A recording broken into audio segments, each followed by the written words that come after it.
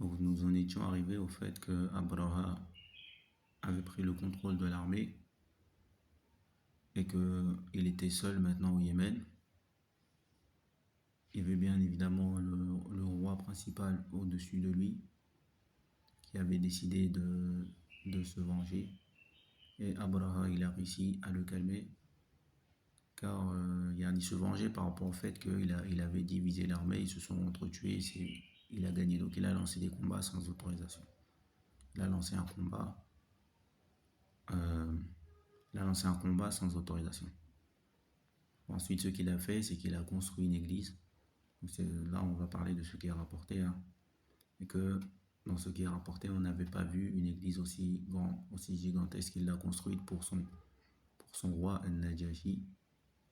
Il a dit qu'il ne s'arrêterait pas ici et qu'il allait détourner les Arabes de la, de la Mecque et qu'il allait venir voilà, pour qu'ils viennent à l'église.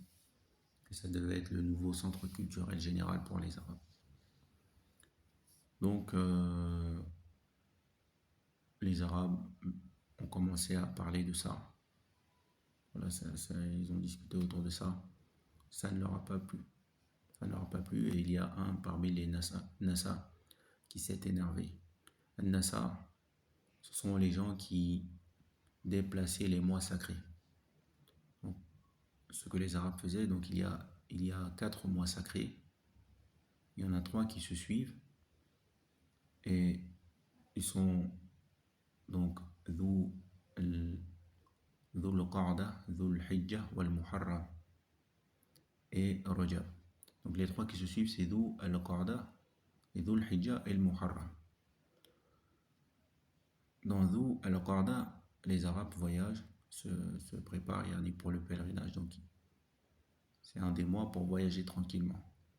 Et Dhul Hijjah, c'est pour faire le Hajj, le pèlerinage tranquillement. Et Dhul Qa'da pour voyager, arriver pour se déplacer pour faire le pèlerinage. Dhul Hijjah pour faire le pèlerinage. Et Al-Muharram pour rentrer. Tranquillement, tout ça tranquillement, sans combat. Donc, ce qu'ils ont fait, c'est qu'ils ont commencé à déplacer.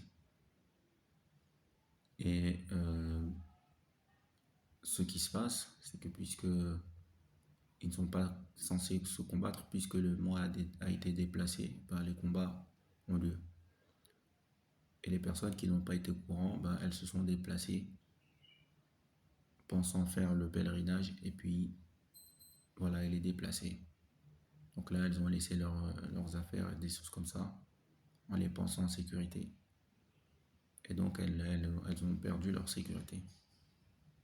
Voilà, voilà ce que ramène l'innovation. Elle ramène l'instabilité.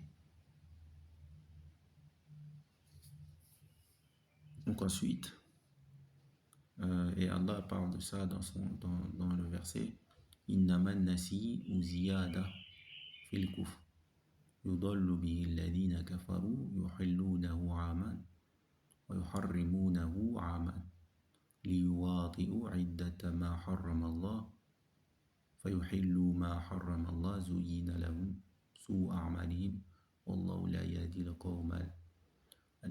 wallahu la yahdi القوم الفاسقين الظالمين.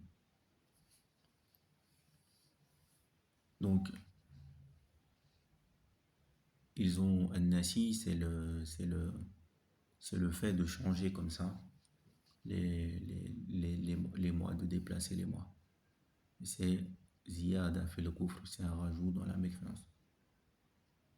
C'est de la mécréance en fait. Eux, ils ont rendu licite, c'est de la mécréance. Pourquoi? Parce qu'ils rendent licite ce que Allah a rendu haram. En faisant des jeux de déplacement. Donc non, c'est pas, non, on n'est plus dans le mois sacré. Là, on l'a déplacé en fait. Ils n'ont pas l'autorisation de le déplacer. Donc un parmi ces gens-là s'est énervé et il est parti faire ses besoins dans la kanisa, dans l'église. Et lorsque Abraha a vu ça, s'est énervé, il a demandé qui avait fait ça. Et lorsqu'il a su que c'était un Arabe qui a fait ça, pour exprimer son mécontentement, il a pris la décision d'aller détruire Al-Kaaba. Donc c'est là que avec son armée, il est parti en direction de la Kaaba. Il y a l'histoire que vous connaissez. Alam tara kayfa fa'ala rabbuka bi ashabil fil. N'as-tu pas vu comment a fait ton Seigneur avec les gens de l'éléphant? Donc tout ça, c'était un piège qu'ils avaient fait dans le but voilà, de détourner les Arabes dans des buts yani, dans des buts financiers, autre chose yani, voilà. C'est comme ça que en fait, c'est comme ça que les Abyssins ont disparu du Yémen. Et ils ont laissé des traces, donc notamment Al-Mouhim, pour ceux qui connaissent le Yémen. Vous allez voir, yani, quand